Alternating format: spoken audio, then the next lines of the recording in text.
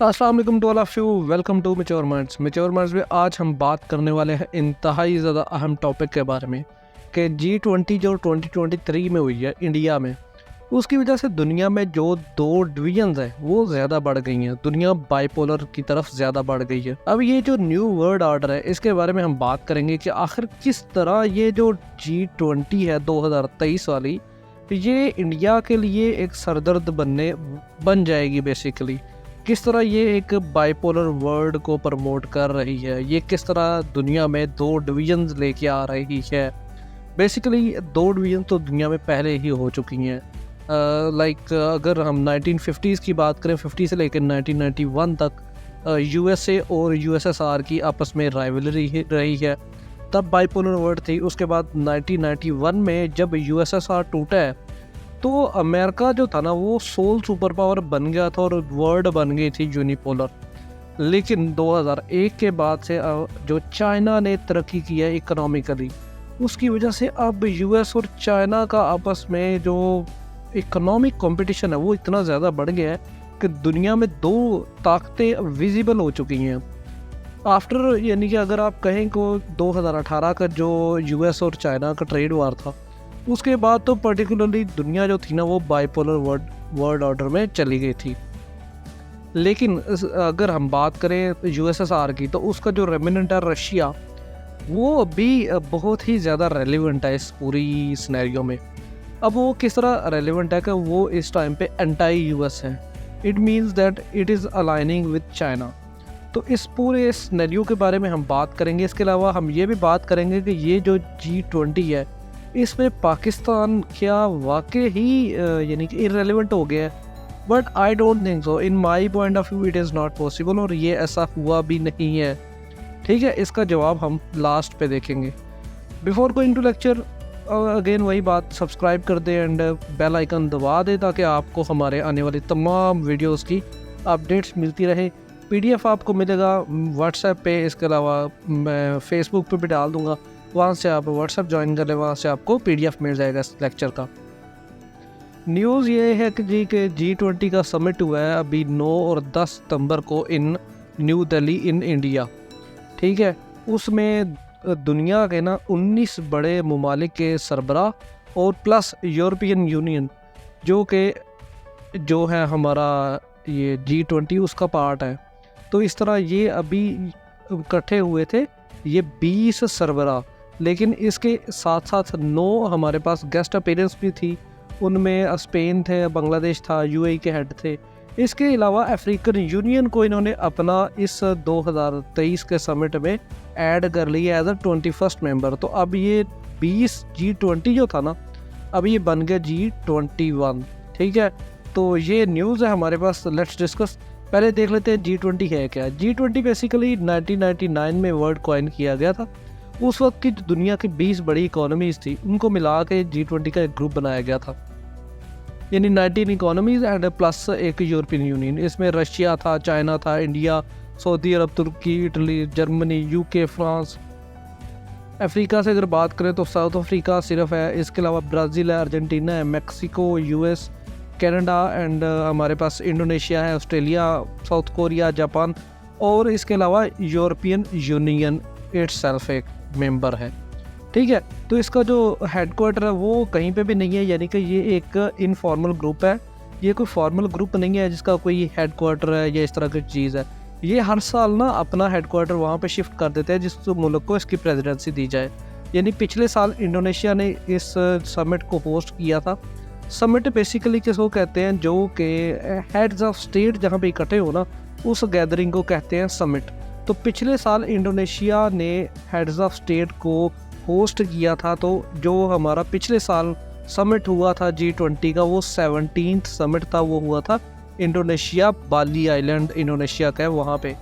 अब इस साल हुआ है इंडिया में। इंडिया में कहाँ हुआ है, न्यू दिल्ली, और ये था 18वां। ठीक है, 18th था। नेक्स्ट ईयर होगा ये ब्राज़ील में, ब्रसेल्स बेसिकली उसका एक सिटी है, वहाँ पे होगा, और वो होगा 19वां जो गैदरिंग होगी G20 की अभी तक। ये लिस्ट है बेसिकली छोटी सी। पहला जो इनका गैदरिंग, फॉर्मल गैदरिंग हुई थी वो 2008 में हुई थी, US वाशिंगटन में हुई थी। ये गलती से UK लिखा गया है। अच्छा, उसके बाद अगर आप सारी देख लें तो आपको मिल जाएगी सारी 19th की लिस्ट आपको मिल जाएगी। ये रियो डी जेनेरियो ब्राज़ील में नेक्स्ट ईयर होगी 2024 में 19वीं समिट। ये इस साल का एक आप कह लें स्केड्यूल है। बेसिकली G20 जो समिट है ना, इसके फॉलोइंग बहुत ज़्यादा होते हैं, इसके फॉलोइंग समिट्स बहुत ज़्यादा होता है। छोटे छोटे जो समिट्स होते हैं, छोटे छोटे ग्रुप्स होते हैं, यानी जिसमें फॉरेन अफेयर्स के मिनिस्टर सारे इकट्ठे हो जाएंगे, डिफेंस मिनिस्टर इकट्ठे हो जाएंगे, इस तरह इन्वायरमेंटल मिनिस्टर, IT मिनिस्टर, इस तरह इसकी ना पूरे साल में समिट्स चलते रहते हैं। इस सारा पूरे साल में इसकी गैदरिंग्स चलती रहती हैं। तो इफ़ यू रिमेंबर, हमने जुलाई में जम्मू कश्मीर में इंडिया ने होस्ट किया था। अब चूँकि इंडिया होस्ट कर रहा है ना G20 को, तो वो सारी की सारी जो मीटिंग है वो इंडिया में ही होंगी। इंडिया ने जम्मू कश्मीर में होस्ट किया था टूरिज़म के लिए एक G20 का समिट, तो पाकिस्तान ने उसको अपोज़ किया था बड़ा स्ट्रॉन्गली, और फिर उसका अच्छा रिस्पॉन्स भी आया था। तो ये वो सीन है। अब इसके बाद हमारे पास अक्टूबर में दोबारा इंडिया में 4th फाइनेंस मिनिस्टर, इनका सेंट्रल बैंक गवर्नर जो होंगे ना, और सेंट्रल फाइनेंस मिनिस्टर, ये सारे इकट्ठे बैठेंगे 12-13 अक्टूबर को इन इंडिया। तो बाकी सारी ये आप देख लें, ये इतना इम्पोर्टेंट नहीं है। लेट्स मूव टूवर्ड्स के G20 इतना सिग्निफिकेंट या इम्पोर्टेंट क्यों है यार, ये बड़ी इंपॉर्टेंट बात है। G20 जो है ना, दुनिया का 80-85% ग्लोबल इकोनॉमिक आउटपुट देता है, और दुनिया के 75% ग्लोबल एक्सपोर्ट्स का जो शेयर है ना, वो G20 ममालिक के पास है। दुनिया की 60% जो पॉपुलेशन है वो G20 ममालिक की है, यानी कि ये इतना बड़ा, यानी कि 2/3 जो हमारी पूरी दुनिया की पॉपुलेशन है उसका जो पार्ट है ना, वो G20 का पार्ट है। ठीक है, तो ये है। अब G20 वर्सेस अगर G7 करें ना, तो G7 अगर आप यहाँ पे देखो तो G7 का जो इकोनॉमिक परफॉर्मेंस है ना, वो रिसीड कर रही है, वो डिक्लाइन कर रही है, जबकि G20 जो इकोनॉमिक परफॉर्मेंस है वो यानी रिलेटिवली स्टेबल है, ज़्यादा स्टेबल जा रही है। इस वजह से ये जो G20 ग्रुप है ना, इसको अहमियत दी जाती है। बट G20 पर्टिकुलरली कोई जैसे इनफॉर्मल ग्रुप है, इसका कोई इतना ख़ास स्टेचर नहीं है दुनिया में। लेकिन G7 की डिक्लाइनिंग के बाद ये जो इकोनॉमीज़ है ना, वेस्टर्न इकोनॉमीज़ पर्टिकुलरली, वो G20 को उठाना चाह रही हैं, क्योंकि यहाँ पे ना बेसिकली जो भी हमारे पास G20 पे ममालिक है वो मोस्टली ना US को सपोर्ट करते हैं, जैसे Australia, Brazil, Canada, France, Germany, India, Indonesia, Italy, Japan, Mexico, Russia, Saudi Arab even के, ये सारे के सारे बेसिकली है US के अलायंस। तो जो US और जो वेस्टर्न पावर्स है वो क्या कर रही हैं, वो G20 को रिवाइव करना चाह रही है। लेकिन ऑन द अदर हैंड अगर हम चाइना की तरफ देखें, चाइना और रशिया पर्टिकुलरली, ये यहाँ पे रशिया कहाँ पे गया, रशिया ये यहाँ पे, ये रशिया, ये दोनों जो कंट्रीज है ना, ये बेसिकली क्या कर रहे हैं, जो रीजनल ब्लॉक्स है ना उनको ज़्यादा प्रमोट कर रहे हैं। जैसे ब्रिक्स है, जैसे आपका आसियान है, जैसे आपका SCO है, इसको ज़्यादा प्रमोट कर रहे हैं। अब उसकी क्या वजह है उसके बारे में हम आगे बात करेंगे, बट यहाँ पे इतना जान लें कि US जो है ना वो G20 को ज़्यादा सपोर्ट कर रहा है, क्योंकि US के ज़्यादा अलाइज हैं G20 में, जबकि चाइना और रशिया जो है ना वो ब्रिक्स, SCO वगैरह जैसी जो तंजीमें हैं ना उनको ज़्यादा सपोर्ट कर रहे हैं, क्योंकि वहाँ पे चाइना और रशिया के ज़्यादा अच्छे अलाइंड बैठे हुए हैं। इस वजह से ईरान की अगर बात करें तो ईरान SCO में भी है और अब ब्रिक्स में भी ऐड हो गया। इस वजह से चाइना और ईरान आपको पता है एंटी US है। इसी तरह वेनेजुएला की बात करें, इसी तरह आप नॉर्थ कोरिया की बात कर लें, तो ये वो ममालिक हैं जो कि चाइना और रशिया को सपोर्ट करते हैं। तो दैट इज़ वाई चाइना और रशिया जो है ना वो G20 या G7 की बजाय सपोर्ट करते हैं रीजनल ब्लॉक्स को। अगर हम G20 के जो कंट्रीज़ हैं इनका इंडिविजुअल डाटा देखें तो ये आपको यहाँ से पॉपुलेशन और GDP का एस्टिमेट मिल जाएगा। यहाँ पे बस एक बात मैं बताना चाहूँगा, जो हमारा मैक्सिको है ना ये 11 नंबर पे, सॉरी यहाँ पे है अर्जेंटीना, ये 27 नंबर पे GDP के लिहाज से, लेकिन ये फिर भी G20 का पार्ट है। तो उसकी वजह क्या है, उसकी वजह ये है कि बेसिकली पिछले यानी कि 20 साल में 1999 से लेके ना अभी तक कोई भी इकोनॉमी जो कि पहली 20 इकोनॉमीज़ में आती है वो G20 का पार्ट है। तो इस वजह से अर्जेंटीना और साउथ अफ्रीका जो है ना ये दोनों ही पार्ट हैं किसके, G20 के। इसके अलावा हम बात करें मेन मुद्दे की, तो वर्ल्ड ऑर्डर चेंज हो रहा है, क्या वाकई चेंज हो रहा है, इसके बारे में बात करते हैं। तो यार ये वो यानी कि हमारे मेम्बरान है जो कि 2023 के समिट में आए थे। अब यहाँ पे ना बड़ी इम्पोर्टेंट दो बातें हैं, चाइना और रशिया। ये जो समिट था इसमें आपको मैंने बताया कि चाइना और रशिया पार्ट है किसके जी, G20 के। ये तब की बातें हैं जब ना यूएस और चाइना और रशिया करीब हुआ करते थे, 1999 या 2000 की बातें। लेकिन अब चाइना और रशिया ने दोनों ने ताकत पकड़ ली है। चाइना जो है वो मेजर इकोनॉमिक हब के तौर पे दुनिया में उभरा है, जबकि रशिया की अगर बात करें तो रशिया मिलिट्री माइट के तौर पे उभरा है। और ये दोनों आपस में एक दूसरे को सपोर्ट करते हैं अगेंस्ट यूएस। तो इस तरह दो ब्लॉक बन जाते हैं, एक यूएस और दूसरा चाइना। अब ये जो चाइना और यूएस है, अगर आप इनको देखें तो यहाँ पे चाइना के जो एग्जेक्टिव है वो नहीं आए हुए, वह उसकी जगह पे पीएम आए हुए हैं, Li Cheng, prime minister of China, instead of के उनके जो प्रेसिडेंट है उनको आना चाहिए। ठीक है, G20 में हेड्स ऑफ स्टेट है ना, तो head of state prime minister नहीं है चाइना में, हेड ऑफ स्टेट चाइना में प्रेसिडेंट है, बट उन्होंने अपना नुमाइंदा भेजा है। चाइना में प्राइम मिनिस्टर की वही औकात है जो पाकिस्तान में प्रेसिडेंट की है, यानी कोई नहीं पूछता। तो इस वजह से ये एक फील्ड का समझा जा रहा है कि चाइना ने स्किप किया बेसिकली G20 को। और चाइना ने अभी तक डिस्क्लोज नहीं किया कि किस वजह से उनके प्रेसिडेंट जो है वो G20 स्किप कर गए हैं। ऑन द अदर हैंड अगर रशिया की बात करें, अच्छा चाइना ने तो खुद छोड़ा G20 को, खुद स्किप किया है, ठीक है। लेकिन अगर रशिया की बात करें तो रशिया को जो सदर है प्यूटन, उनको बेसिकली बैन किया हुआ है वेस्टर्न कंट्रीज़ ने। बैन किस तरह किया हुआ है कि international court of criminal justice एक कोर्ट है, उसने ना वारंट गिरफ्तारी निकाले हुए हैं प्यूटन के ख़िलाफ़। अब सदर जो प्यूटन है ना वो अपने मुल्क से यानी रशिया से कहीं भी बाहर दूसरे मुल्क जाएंगे ना, तो वहाँ पे क्या होगा, वहाँ पे वो गिरफ्तार हो जाएंगे इंटरनेशनल कानून के मुताबिक, क्योंकि जो इंटरनेशनल क्रिमिनल कोर्ट है ना उस पर मोस्ट ऑफ द कंट्रीज ने साइन किए हुए हैं। अब जो प्यूटन है अगर वो आते हैं G20 में तो वो गिरफ्तार हो जाते हैं। अब ये बड़ा इंटरेस्टिंग सिनेरियो बन गया यहाँ पे कि चाइना जो है वो खुद बाइकआउट कर रहा है या स्किप कर रहा है, और रशिया जो है उसको वेस्टर्न पावर्स आने नहीं दे रही, अपने साथ बैठने नहीं दे रही। अब उस वजह से क्या हुआ है, रशियन फॉरेन मिनिस्टर जो थे ना सर्गेई लैवरोव, उन्होंने शिरकत की है इन प्लेस ऑफ सदर प्यूटन। अब ये दोनों जो है एंटी यूएस ब्लॉक के हेड है, यूएस, चाइना और रशिया। अब ये दोनों ही G20 में नहीं आ रहे। इट मीन्स कि G20 का जो मकसद था to bind the economies of the world वो बेसिकली ख़त्म होता जा रहा है। अब यहाँ पे चाइना और रशिया नहीं आ रहे, तो यहाँ पे जो बाकी जो आप देखेंगे वो सारे के सारे वो ममालिक हैं जो कि यूएस के लाइज हैं, जिसमें जैसे ऑस्ट्रेलिया की बात कर लें, ब्राज़ील, कनाडा की बात कर लें, ब्राज़ील है इंक्लाइंड है टूवर्ड्स अपना चाइना और रशिया की तरफ, लेकिन मेजरली वो भी यूएस का ही साथ लेता है। France, Germany, India, Indonesia, Italy, Japan, Mexico, Korea, south Korea जो है, सऊदी अरब, ये सारे के सारे वो ममालिक हैं। साउथ अफ्रीका, तुर्की अभी टिल्ट हुआ है 2016 के बाद या 15 के बाद, या मैक्सिमम के लिए तैयब उर्दगान के राइस के बाद। पहले तुर्की जो था ना वो यूएस का अलायंट था। कोल्ड वार में तो एंटी यूएसएसआर था ना तुर्की, यूके, यूएस इटसेल्फ और यूरोपियन यूनियन, ये सारे वो हैं जो कि प्रो यूएस ममालिक हैं। जबकि अगर आप और से देखेंगे यहाँ पे आपको नॉर्थ कोरिया, ईरान, वेनेजुएला ऐसे ममालिक नहीं मिलेंगे जो कि चाइना को और रशिया को सपोर्ट करते हो, ठीक है। और इसी लिस्ट में पाकिस्तान भी आता है। मज़े की बात ये है, इस वजह से पाकिस्तान में भी मसाइल हैं। अच्छा, चाइना का जो प्रेसिडेंट है ना उसने ये कभी भी मिस नहीं किया जब से वो प्रेसिडेंट बना है, लेकिन ये पहली दफ़ा था, it was the first time when Xi Jinping जो था उनका प्रेसिडेंट, उसने मिस किया है फ्रॉम 2012 यानी जब से वो पावर में आया।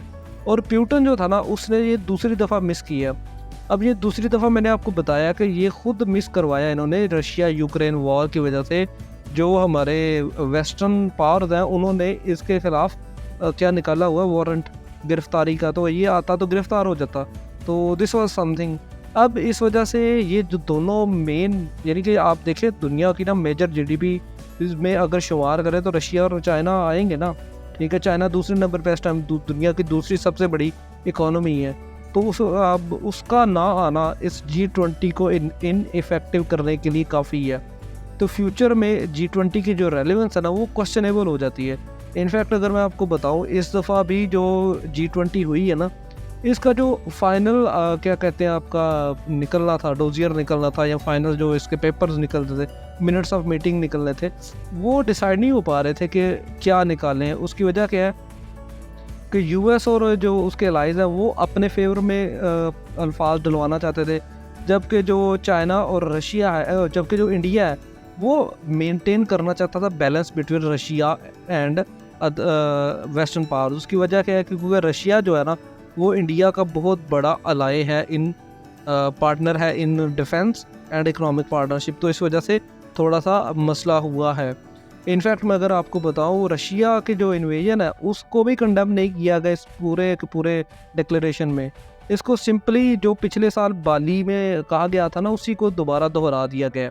यानी बेसिकली क्या कहा गया है, बेसिकली ये कहा गया है जी कि जो वॉर है ना वो नहीं होनी चाहिए, ठीक है, बट रशिया का उसमें पूरे डिक्लेरेशन में कहीं नाम नहीं है in the name of condemnation. उन्होंने कहा जी कि वॉर नहीं होनी चाहिए, जो यूनाइटेड नेशंस के और यूनिवर्सल पीस है उसको फॉलो करना चाहिए। इस तरह के अल्फाज हैं, बड़ा सॉफ्ट कॉर्नर से ना इन्होंने बेसिकली कंडेम किया वॉर को, बट रशिया को कंडेम नहीं किया। तो ये एक यानी कि बड़ा एक स्टांस जाता है बेसिकली रशियन पावर का कि रशिया किस तरह रेलिवेंट है दुनिया में, ठीक है। ये स्टांस मैंने आपको बताया है कि हमारा चाइना जो है वो दुनिया की दूसरी बड़ी इकॉनमी है, इस वजह से चाइना इंपॉर्टेंट हो जाता है, और रशिया इस वजह से इंपॉर्टेंट हो जाता है कि Russia most of the time it's strategically अपना अलाइंड है with the strategic partners like India हो गया, जापान हो गया, इस तरह के जो ममालिक हैं। अब यहाँ पे ना जो रशिया है वो क्लियरली सेटिस्फाई दिख रहा है, यानी रशियन जो फॉरेन मिनिस्टर है वो क्लियरली सेटिस्फाई थे कि यार वेस्टर्न ये जो है ना अपना क्या कहते हैं इसको डिक्लेरेशन G20 की ये बड़ी अच्छी हुई है। लेकिन जो वेस्टर्न डिप्लोमेट्स हैं वो खुश नहीं थे, उनको पता था कि ये उनको वर्थ पेइंग नहीं है, यानी कि ये उनको मसला होगा, यानी कि वो नाखुश थे बेसिकली। और अगर चाइना की बात करें तो कुछ वेस्टर्न ममालिक जैसे कि हमारे पास जर्मनी है और USA है, वो चाइना की जो राइजिंग इकोनॉमिक पावर है उसके बारे में कंसर्निंग थे, ठीक है। वो चाहते थे कि इंडिया जो चाइना की हेजेमोनिक रोल है उसको कंडेम करे, बट ऐसा हुआ नहीं बेसिकली। अब यहाँ पे ना एक और मसला है कि ये जो समिट हुआ है ना, ये मैंने आपको पहले बताया ये कोई इतना सिग्निफिकेंट नहीं है। It was basically excellent marketing strategy of India, जिस वजह से ये हमें इतना ज़्यादा फील हो रहा है। इसके बारे में हम बात करेंगे। इंटरनेशनल जो एड एजेंसी है, ऑक्सफैम एक एड एजेंसी है, उसने कहा ये अनइंस्पायरिंग और अंडरवेलमिंग था for poverty and inequality and climate change, यानी कि बेसिकली उसने डिससेटिस्फैक्शन का इजहार कर दिया है वेस्टर्न पावर्स ने। यूनाइटेड नेशन ने भी कहा जी कि वो हैप्पी नहीं है इससे, they are unhappy with the climate efforts, ठीक है। हालांकि यहाँ पे काफ़ी इंपॉर्टेंट बायोफ्यूल बायोफ्यूल के लिहाज से ना एक बना है इनका जॉइंट वेंचर, तो वो पढ़ लीजिएगा ही। बेसिकली जो डिवीजन फेस हुई है ना इस पूरे मामले में, वो trade, climate change and war in Ukraine के लिहाज से। अब ये जो ट्रेड के लिहाज से हुई है और वॉर इन यूक्रेन के लिहाज से हुई है, इसने बेसिकली एक्सपोज कर दी है पूरी दुनिया में कि यार पूरी दुनिया दो हिस्सों में तकसीम हो गई है, एक चाइना और एक US अलाइज।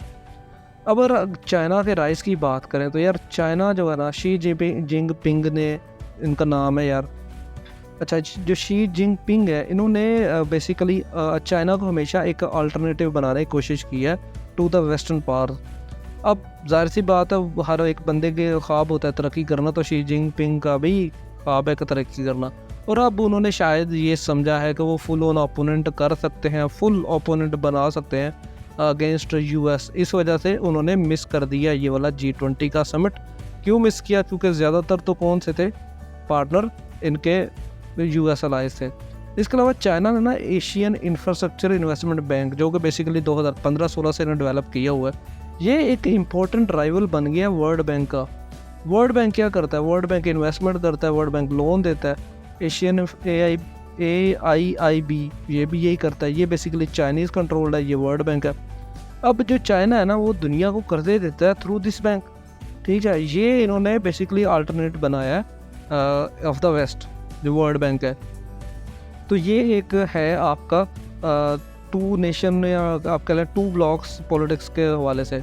इसके अलावा China Shanghai corporation SCO, Shanghai cooperation organisation को सपोर्ट कर रहा है, ठीक है, जिसमें रशिया और ईरान दोनों है सरप्राइजिंगली। यानी सरप्राइजिंग से मुराद है कि ये एक पावरफुल ऑर्गेनाइजेशन है जो कि एंटी यूरोपियन यूनियन समझी जाती है, क्योंकि ये एक सिक्योरिटी ब्लॉक है, ये इकोनॉमिक ब्लॉक है। बेसिकली पहले इकोनॉमिक था, फिर ये सिक्योरिटी बन गया, तो ये पहले एंटाई यूरोपियन यूनियन समझी जाती थी, लेकिन आज के दौर में ये एंटाई नेटो समझी जाती है। इतनी ज़्यादा पावरफुल ब्लॉक है और इसका पार्ट पाकिस्तान और इंडिया दोनों है। बेसिकली उसके बाद क्या हुआ जी, G20 को ना शी जिनपिंग ने स्किप करके इसको डिसक्रेडिट करने की कोशिश की है। इसकी जो अहमियत है ना उसको ख़त्म करने की कोशिश की है। अब G20 का पार्ट अगर चाइना रहता तो चाइना के जो हमायती हैं जैसे पाकिस्तान है या अफ्रीका में कंट्रीज़ हैं, वो बेसिकली G20 का डायरेक्ट पार्ट बनना चाहेंगे। लेकिन ऐसा चाइना क्या कर रहा है, चाइना ने इसको मिस करके इसको डिसक्रेडिट करने की कोशिश कर दी है, ताकि जो इसके अलाइज हैं वो समझ जाएं कि यार no more inclusion in this particular block. तो ये एक वजह है, ठीक है। इसके अलावा जो हमारा चाइनीज़ मैनिपुलेशन और कंट्रोल है, ठीक है, और जो इसके एफर्ट्स हैं ग्लोबल साउथ को कैप्चर करने की, उसको काउंटर करने के लिए जो यूएस है वो क्या कर रहा है, उसने अफ्रीकन यूनियन को इंक्लूड कर लिया है इन G20। तो अब ये बन गया G21, ठीक है। तो ये एक रीज़न है कि शी जिनपिंग ने ना इसको बेसिकली G20 के विज़िट को मिस करके दुनिया में एक नकारा बजा दी है, दुनिया में बेल बजा दी है कि अब दुनिया में दो ब्लॉक्स हैं, एक चाइना का ब्लॉक है एंड एक यूएस का ब्लॉक है। बेसिकली ये काफ़ी देर से चलता आ रहा है, ये आज की शुरुआत नहीं है। अगर आप देखें पिछले 6 महीने में ये काफ़ी ज़्यादा डेवलपमेंट्स हुई हैं। पहले SCO का जो समिट हुआ था, जो कि इंडिया में ही हुआ था, बेसिकली वर्चुअल हुआ था, लेकिन इंडिया ने उसको होस्ट किया था। उसके बाद ब्रिक्स की जो एक्सपेंशन हुई है, जिसमें सऊदीज़ और ईरान दोनों हैं माशाल्लाह से, ठीक है। ये दोनों वो ममालिक हैं जो आपस में एक दूसरे को देखना पसंद नहीं करते। इसके अलावा चाइना और सऊदी अरब और ईरान की जो आपस में डील करवाई है चाइना ने, तो ये सारी वो डेवलपमेंट्स हैं जिसकी वजह से चाइना अपना इन्फ्लुएंस डाल रहा है इन द वर्ल्ड, अपना इन्फ्लुएंस बढ़ा रहा है in the world against US। आप देखें ब्रिक्स की जो एक्सपेंशन है उसमें 6 एडिशनल जो कंट्रीज़ हैं, उनमें 3 यानी कि इजिप्ट है, इथोपिया और जो ईरान है, वो very close ties with China. इनके बहुत ज़्यादा क्लोज टाइज़ है। इनफैक्ट इथोपिया की जो पार्लियामेंट है, और यहाँ पे इथोपिया पे ना अफ्रीकन यूनियन का हेडक्वार्टर भी है, उसकी पार्लियामेंट भी है चाइना ने बनाई हुई है। तो ये इतना ज़्यादा, और ईरान के साथ आपको पता है $400 बिलियन का मुआहदा है चाइना का, और वैसे भी ईरान जो है वो एंटाई US है। ब्राज़ील भी एंटाई US कभी कभी शो करता है बिहेवियर। इंडिया चीज़ों को बैलेंस रखना चाहता है फ़िलहाल के तौर पे, बट इंडिया के अगर रिलेशन पिछले 5 साल में देखे जाए तो वो वेस्ट की तरफ ज़्यादा इंक्लाइंड है। उसका जो रशिया के साथ क्लोजनेस थी वो ख़त्म होती जा रही है। अब रशिया की अगर बात करें तो रशिया भी दुनिया में सर उठा रहा है। रशिया किस तरह सर उठा रहा है, ये तो हमने बात की कि इकोनॉमिकली जो चाइना है ना वो AIB बनाया, उसने SCO को एक्सपेंड कर रहा है, उसके अलावा अफ्रीका में अपना इन्फ्लुएंस डाल रहा है, इसके अलावा ब्रिक्स को एक्सपेंड कर रहा है। तो ये वो सारे एफर्ट्स हैं जिसकी ये इकोनॉमिक एफर्ट्स हैं, बेसिकली ये सारे के सारे ऑलमोस्ट इकोनॉमिक एफर्ट्स हैं। ऑन द अदर हैंड अगर रशिया की बात करें, रशिया यूक्रेन वॉर चल रही है, ठीक है। अब रशिया यूक्रेन वॉर की बड़ी इंटरेस्टिंग सिचुएशन ये है कि पुतिन की जो पार्टी है ना, उसने इलेक्शन जीत लिए हैं उस रीजन में यूक्रेन के जो कि रशिया ने एनेक्स किया था, ठीक है। और वो इलेक्शन बड़े पीसफुल हुए हैं, वहाँ पे कोई गोलाबारी, कोई बम बारूद कुछ भी नहीं हुआ। तो ये वो सिनेरियो है जो कि शो करता है कि रशिया कितना ज़्यादा इन्फ्लुएंशियल हो गया है कि यूरोपियन सरजमीन पर अपनी पार्टी को जितवा दी है इन कैप्चर टेरिटरी। तो ये एक रीज़न है। उसके अलावा रशियन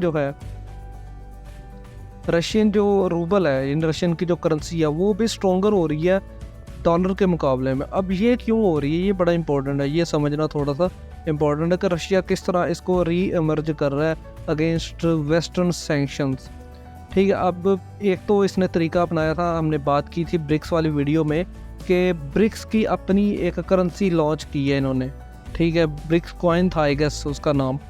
और दूसरा ये था कि 2016 में ना जब क्रेमिया जो था उसको अनेक्स किया था रशिया ने, तो तब क्या किया, अपना वेस्ट ने सैंक्शंस लगा दी उन रशिया पे।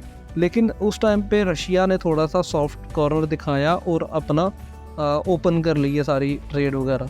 लेकिन तब तक 2016 से लेकर 2022 तक रशिया ने क्या किया, रशिया ने प्रिपरेशंस की इन वेस्टर्न सैंक्शंस की। वो किस तरह की, उसने बेसिकली सैंक्शंस क्या लगाई थी, वेस्ट के पास ना एक इकोनॉमिक जो ट्रांजैक्शन सिस्टम है ना स्विफ्ट के नाम से वो है, अब स्विफ्ट क्या चीज़ है? स्विफ्ट बेसिकली जो आप मास्टर कार्ड या वीज़ा कार्ड इस्तेमाल करते हैं या ऑनलाइन ट्रांजैक्शन कोई भी करते हैं ना, तो उस ट्रांजैक्शन को कंट्रोल करता है यूएस का स्विफ्ट सिस्टम। दुनिया में 2 ही सिस्टम है, 2 या 3 है शायद। एक यूपीआई इंडिया का है, एक स्विफ्ट है अमेरिका का, और एक रशिया ने खुद बनाया। अब ये जो स्विफ्ट सिस्टम था ना, तब तक ये रशिया में वो चल रहा था। अब जैसे ही रशिया ने क्रेमिया पे हमला किया, तो ये स्विफ्ट सिस्टम ने क्या कर दिया, रशिया की तमाम जो डिजिटल ट्रांजैक्शन थी वो ब्लॉक कर दी। रशिया ने वक्त निकाला और फिर ये स्विफ्ट का अल्टरनेटिव उसने बनाया।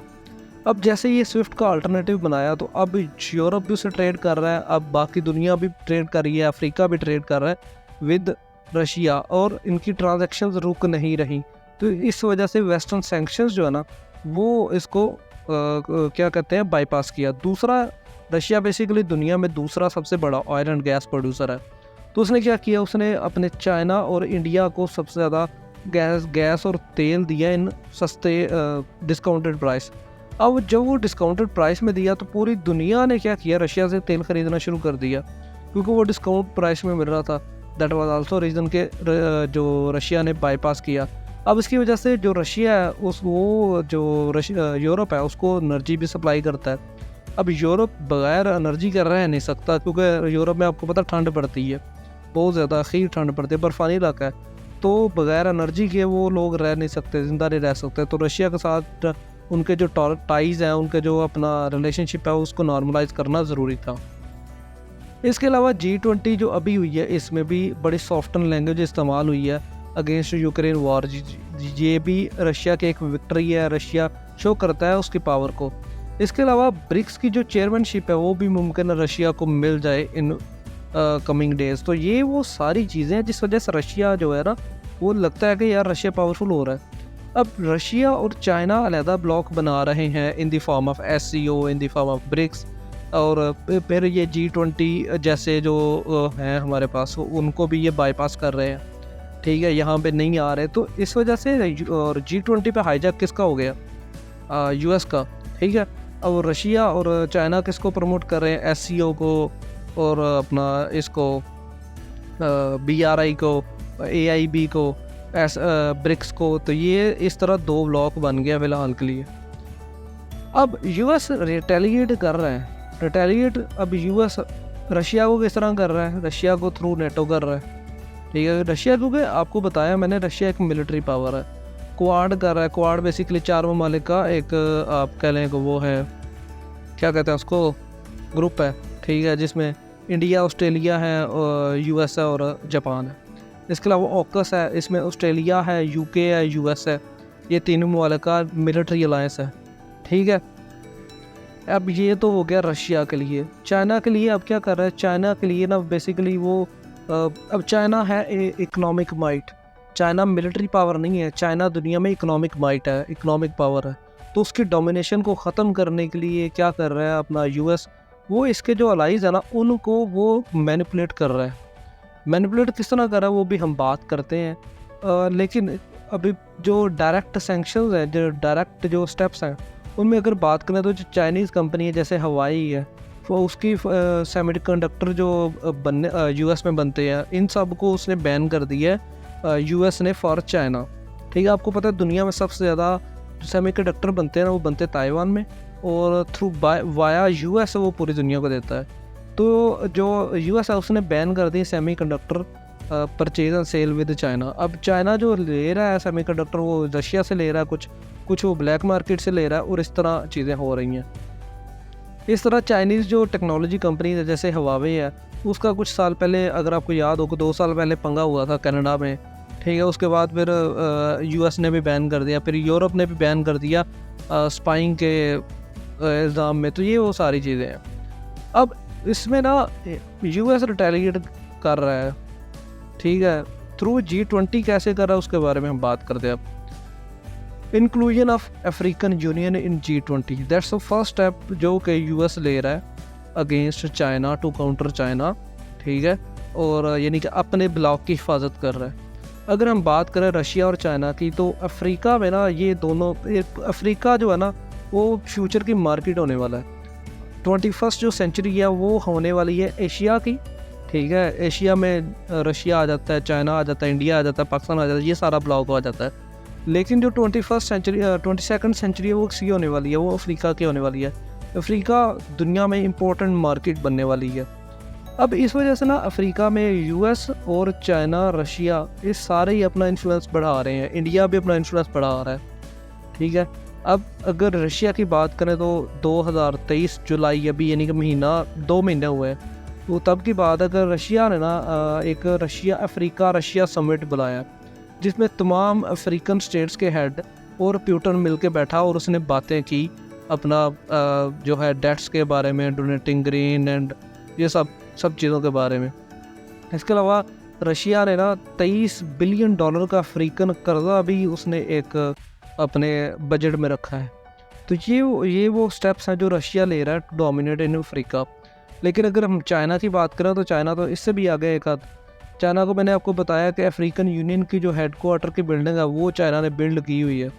इसके अलावा चाइना का जो बायलैटरल ट्रेड है ना वो अफ्रीका के साथ, अफ्रीका के ममालिक के साथ, वो 2021 की अगर बात करें तो $254 बिलियन था। ये इतनी बड़ी रकम है कि अंदाज़ा भी नहीं किया जा सकता। जबकि अगर यूएस की बात करें तो यूएस जो है ना वो इसके हाफ पे है, $100 बिलियन पे है तकरीबन, ठीक है।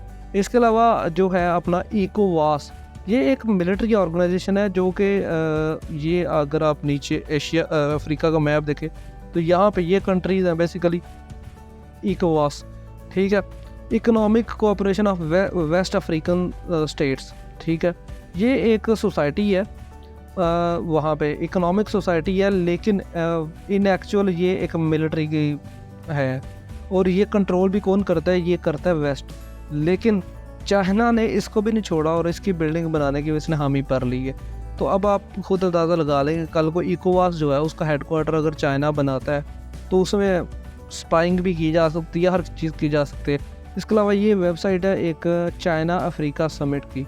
चाइना हर साल ना चाइना का जो प्रेसिडेंट है वो अफ्रीकन स्टेट्स जितनी भी हैं, 55 स्टेट्स हैं ऑलमोस्ट अफ्रीका में, तो उनके स्टेट्स के हेड के साथ ना एक मीटिंग करता है, गैदरिंग करता है under the roof of African union. इसके अलावा ये वो ममालिक हैं, ये नीचे मैप में अगर आपको नज़र आ रहा हो, ये वो ममालिक हैं जो कि सीपैक में ना डायरेक्ट सीपैक कह रहा हूँ, BRI one belt one road जो इनिशिएटिव है उसमें डायरेक्टली शामिल है। ये इतने ज़्यादा, अगर अब जितना भी यानी कि जो रेड है ना वो सारे के सारे ममालिक शामिल है इन BRI project, belt and road initiative. ये ऑलमोस्ट 140+ कंट्रीज़ बनते हैं दुनिया के, 140+ यानी 75% जो ममालिक है दुनिया के वो शामिल है इन BRI प्रोजेक्ट। तो इस वजह से अफ्रीका में चाइना और रशिया जो है ना वो अपना इन्फ्लुएंस बढ़ा रहे हैं।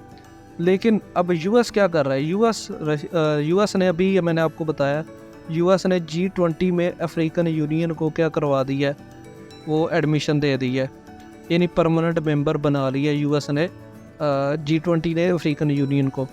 अब इससे अमेरिका का इन्फ्लुएंस जो है ना वो वेस्ट का इन्फ्लुएंस यानी कि वो बढ़ जाएगा इन अफ्रीका, ठीक है। अफ्रीकन यूनियन का ऑलमोस्ट 55 मेंबर्स हैं, ठीक है। अब ये जो 55 मेंबर्स हैं इनके साथ कोऑर्डिनेट करना करेंगे वेस्ट वाले, पहले भी करते हैं अब दोबारा करेंगे। इसके अलावा क्लाइमेट चेंज के हवाले से जो उनका है $35 मिलियन का तो उन्होंने बजट रखा है यूएस वालों ने। इसके अलावा $15 बिलियन की इन्वेस्टमेंट अफ्रीका में ट्रेड के ज़रिए जस्ट यानी कि आप कह लें डेट के तौर पर उन्होंने दे देनी है।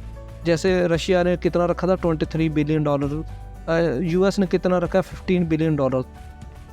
यानी कि अफ्रीका में बेसिकली ना हर बंदा अपना इन्फ्लुएंस बढ़ाना चाह रहा है। चाइना की बात करें तो वो भी इतना ज़्यादा यानी कि 254 बिलियन की ट्रेड कर रहा है। रशिया की बात करें तो $23 बिलियन का सिर्फ कर्जे दे रहा है, ठीक है। और यूएस जो है वो उसको काउंटर कर रहा है। फ्रांस की अगर बात करें तो वो Sahel region, Africa basically 3 region में डिवाइडेड है। एक ऊपर वाला सहारन रीजन है, नीचे वाला साहिल रीजन है, और इससे नीचे वाला जो है ना ये जो टिप है ये बेसिकली सारा ये इसका टेरेस्ट्रियल रीजन इसको कहा जाता है। तो ये जो सहारन रीजन है यहाँ पे फ्रांस का बड़ा इन्फ्लुएंस है। फ्रांस यहाँ पे कर रहा है चीज़ें। नाइजर में भी कूप हुआ है, नाइजर में मिलिट्री एक्शन हुआ है, गैबोन में मिलिट्री एक्शन हुआ है। तो ये इसके बारे में हम बात करेंगे, इसका एक वीडियो मैंने रिजर्व रखी हुई है कि अफ्रीका में कोल्ड वॉर किस तरह चल रही है। यहाँ पे फ्रांस और रशिया आपस में लड़ते रहते हैं, ठीक है।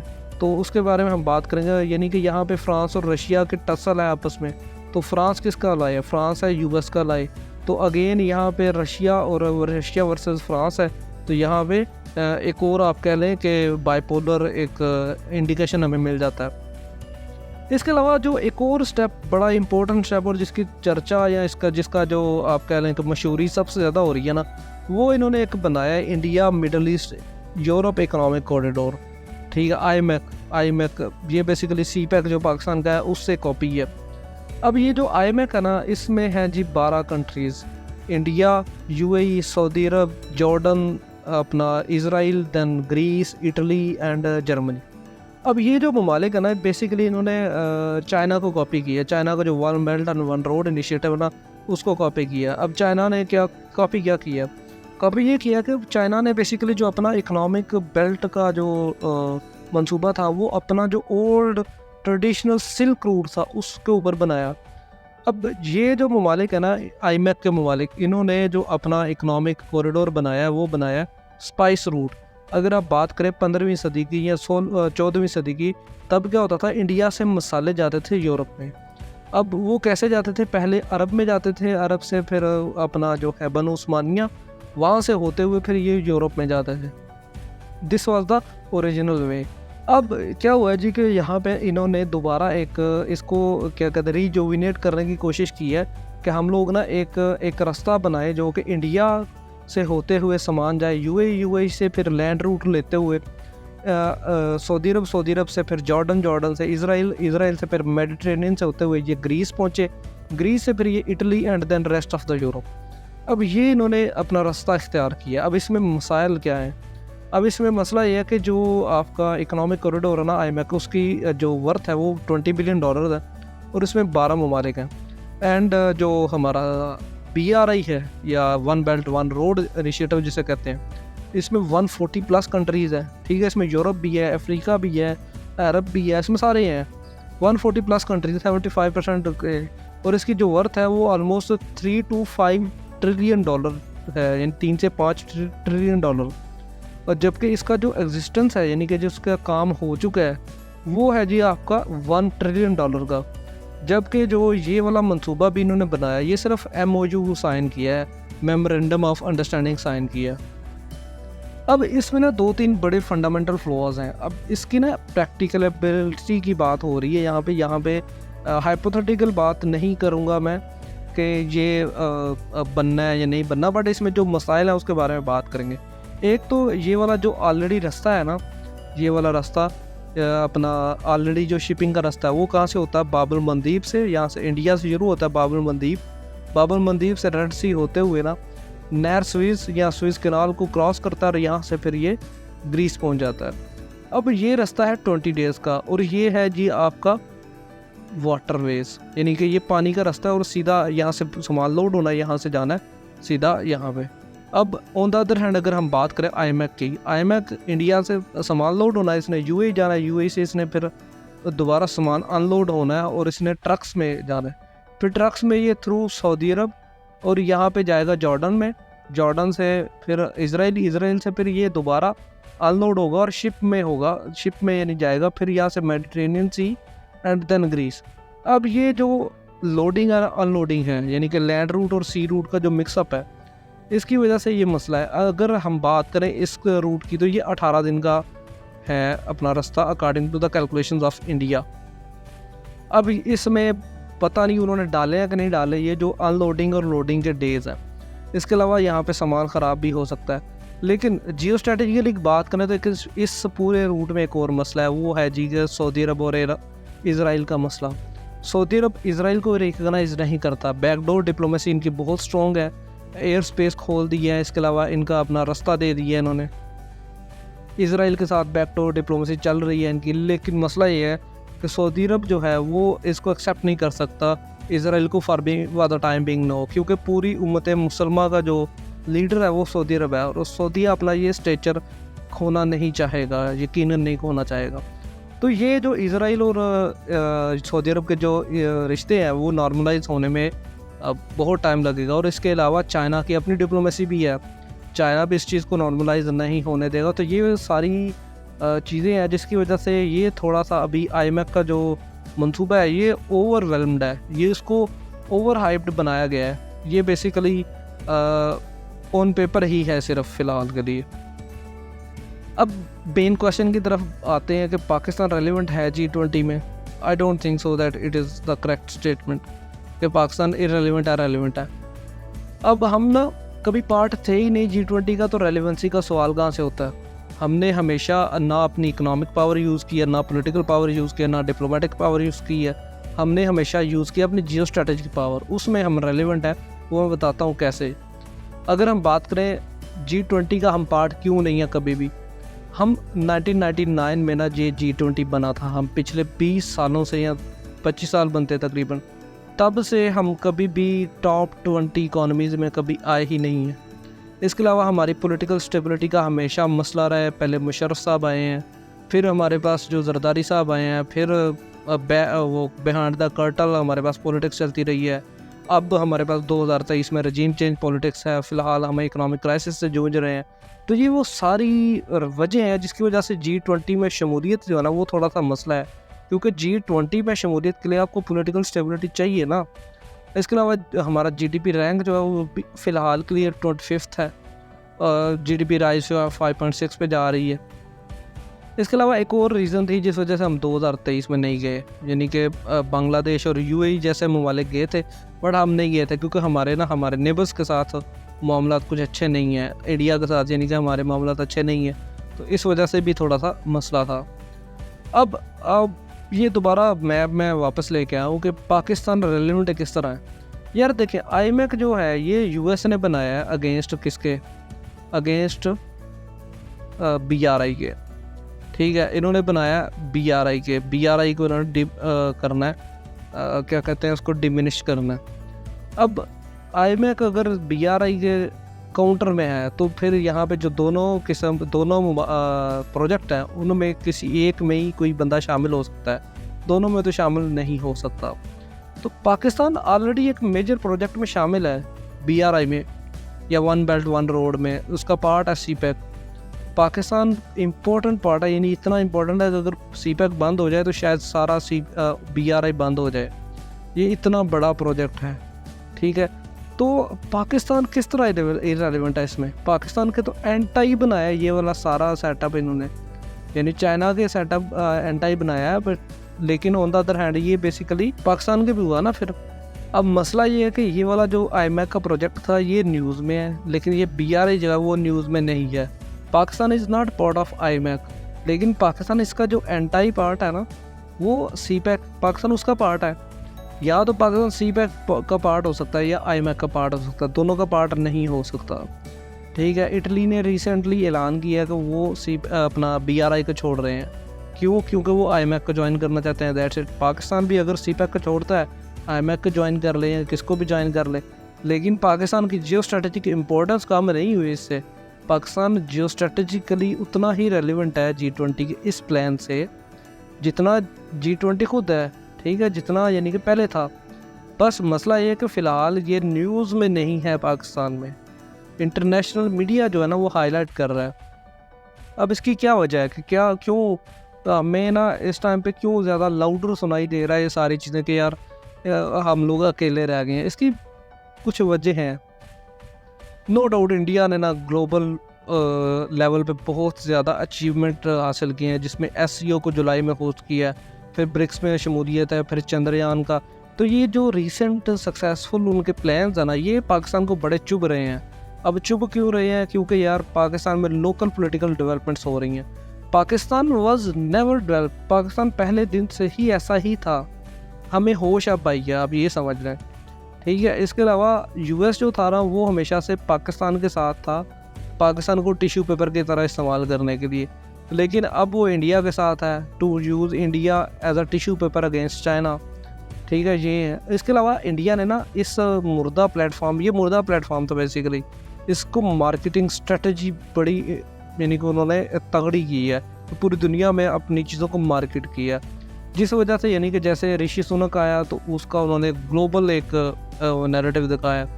तो ये एक उन्होंने मार्केटिंग स्ट्रेटजी बड़ी की। इसके अलावा अगर पिछले साल की बात करें तो इंडोनेशिया में ये सबमिट हुआ था, किसी को पता भी नहीं था कि यार इंडोनेशिया में सबमिट हुआ है। तो ये रीज़न है जिस वजह से हमें ज़्यादा सुनाई दे रहा है। तो ये वो सारी चीज़ें थी।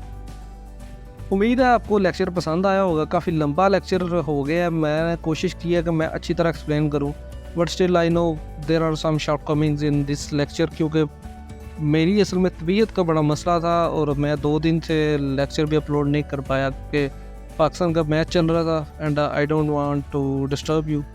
तो इसलिए मैंने फिर इसको अपलोड भी नहीं किया और थोड़ा सा मुझे भी मसला था, इस वजह से ना पूरे लेक्चर में तो कुछ ब्लंडर्स हुए हैं, उसके लिए एंड पे माजरत है। And thank you very much for listening. Subscribe the channel, press the bell icon so that you may not miss our latest video updates. PDF के लिए you can visit our WhatsApp and Facebook. And thank you very